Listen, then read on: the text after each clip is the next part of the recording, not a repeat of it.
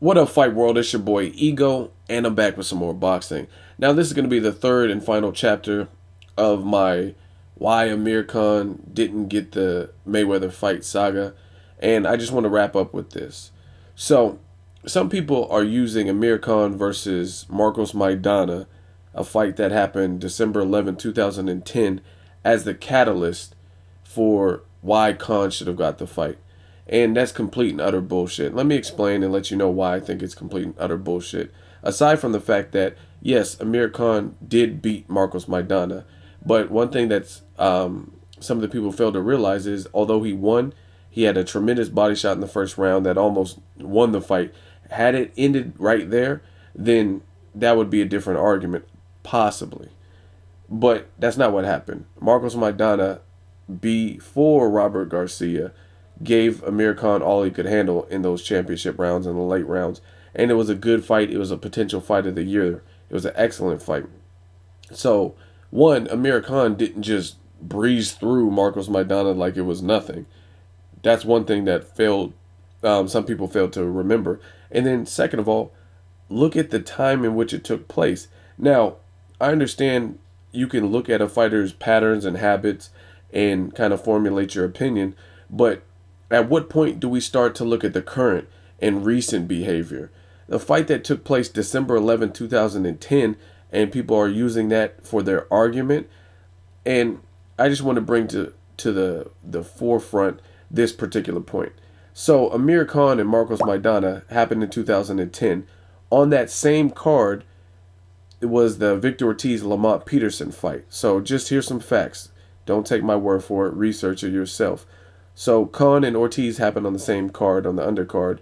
Since that time, Victor Ortiz has been stopped 3 times, and that was after an incredible performance against Andre Berto. Since 2010, Lamont Peterson has defeated Amir Khan in a controversial win. Some people thought it was a hometown robbery. He tested positive for high levels of testosterone. He was banned and suspended from the sport, so he's away from boxing for 15 months. Came back and TKO'd a power puncher in Kendall Holt. He had a rusty start. Then he got going, just outworked and outgrinded Kendall Holt. Then after that, he got stopped by a power puncher named Lucas Matisse, and he came back and looked good against a tough contender who hadn't really stepped up yet, named Thierry Jean. So the point being, all of that with those, I just told you 2 other named famous fighters that were on that same fight card, and they fought on the same exact day.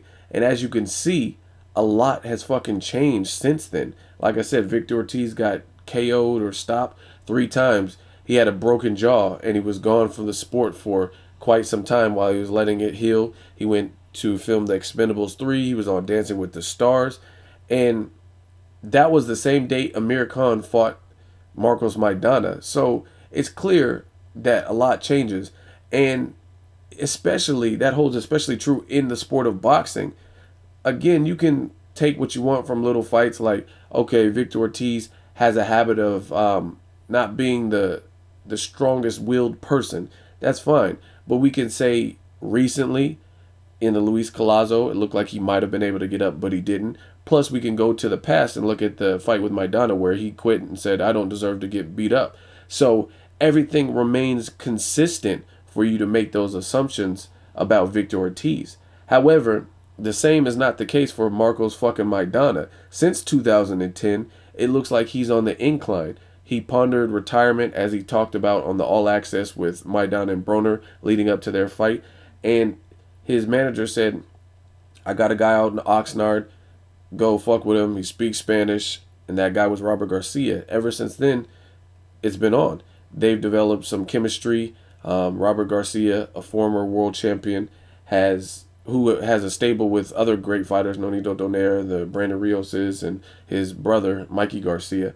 And he's worked with them. And he's helped improve Maidana's style. I think Maidana, if you look at it, Maidana seemed like he was fatigued in the Amir Khan fight, like he punched himself out and didn't really know how to handle it. He threw more punches in the Adrian Broner fight at a higher weight division. So it tells me, one, his conditioning is better, and two, he's applying a smarter level of pressure. If you look at the fight with Jesus Soto Caras and Marcos Maidana, it looked like he was a totally different fighter than what I've seen him in the past. In the Devin Alexander fight, Marcos Maidana was utilizing a jab. I seen him fighting off the ropes, and again, he's applying more of an educated pressure. Plus, he's similar. He's unorthodox in the sense of sometimes like the punches he was catching Adrian Broner with were a little bit tricky, and Paulie Malignaggi pulled it up or brought it up in the fight. He said that's why he went to the body early, because it looked like a jab to the body, and then he came up top, and that's the punch that initially knocked down Adrian Broner and then kind of set the tone for that fight. So again, at what point do you look at what the fuck is in front of you and what has happened? And by no means am I saying Marcos Maidana is going to beat Floyd Mayweather, because I think Floyd Mayweather is too good. Don't think he's going to lose to Marcos Maidana, but the guy has earned his spot. He's taken on tough challenges after tough challenges. He's dealt with his losses, and he's bounced back and came back stronger. He's on a win streak. He has some credible names at welterweight. Josecito Lopez, Adrian Broner, who they were comparing to Floyd Mayweather, even though he hadn't done as much in the sport, etc., etc. Soto Caras, and he earned his spot. He put himself in that position. So, like I said, I'm not saying he's going to beat Floyd Mayweather, but anytime you got a guy with power, I like those fights because it's dangerous. They're dangerous all 12 rounds. The fight with Lucas Matisse and Danny Garcia, all it took was one punch from Lucas Matisse, just the right punch. That could have turned that whole fight around, with Lucas Matisse's eyes swollen or not. So again, some people are just looking for an excuse to complain, and this whole Khan versus Marcos Maidana, I can't even see your argument. The only thing I can see is based solely on speculation. You think Amir Khan's style would be more troubling because we haven't seen Floyd Mayweather, quote unquote, fight his style, and a Khan style, a fast-footed fighter with fast hands, since Zab Judah or whatever the fuck it is. But again, all Khan had to do is put himself in that position. Marcos Maidana moved to welterweight before Khan. He established himself there, got a new trainer, had some credible wins, and now he gets the Mayweather payday. It's the end. And again, back to my initial point, a lot has changed since 2010. Victor Ortiz, again, is a quintessential. He fought on the same fucking card as Amir Khan, Marcos Maidana, and I can assure you Victor Ortiz is in a significantly different position right now than he was in 2010.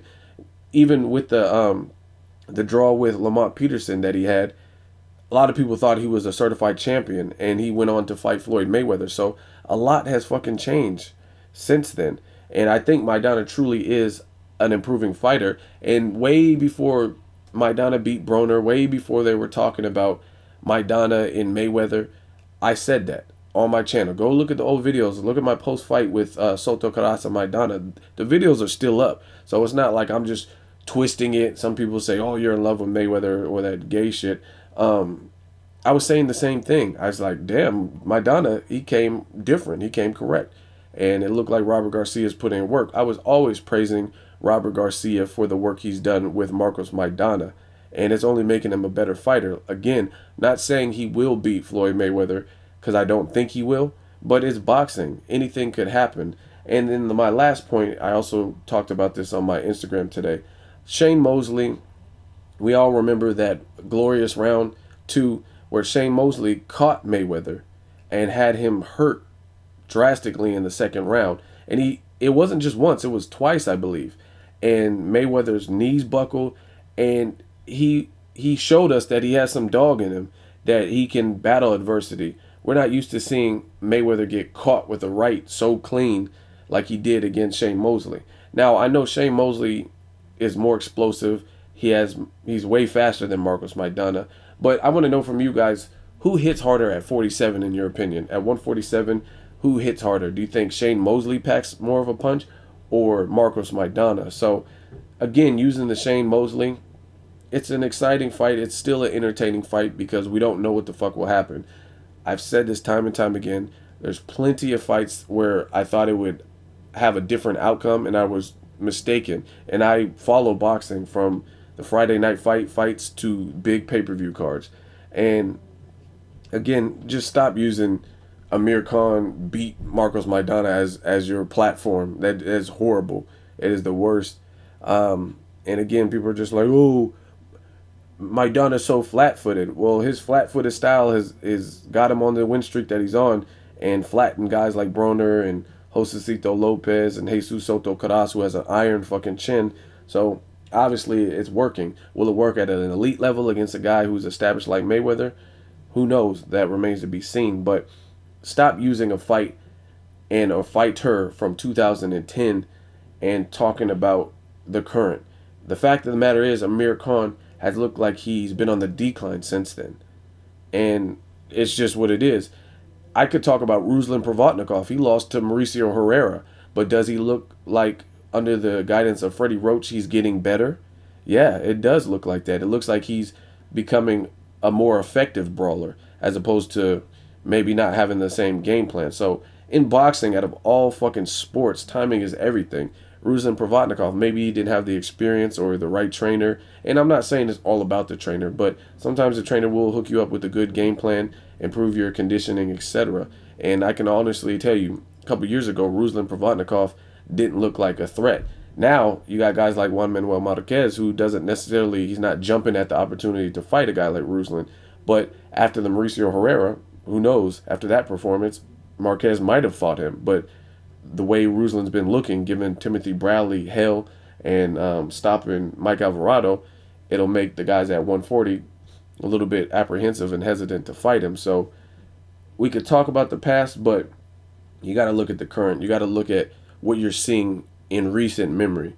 And as far as Khan in recent memory, I haven't seen some of the things that made him as exciting. I've seen a lot of flaws lately. So that's just my opinion. Let me know what you guys think of my comparison. Let me know what you think of this video. What do you think of Marcos Maidana? I just know it's going to be a complaint either way. Maidana gets it. Oh, Angelani Laura should have got it. Pacquiao should have got it. Yeah, I definitely want to see Pacquiao Bradley winner fight Mayweather. Trust me. But based on politics and bullshit, who knows if that'll happen. Let me know what you guys think. As always, hate, comment, or subscribe. Till next video, it's Ego signing off.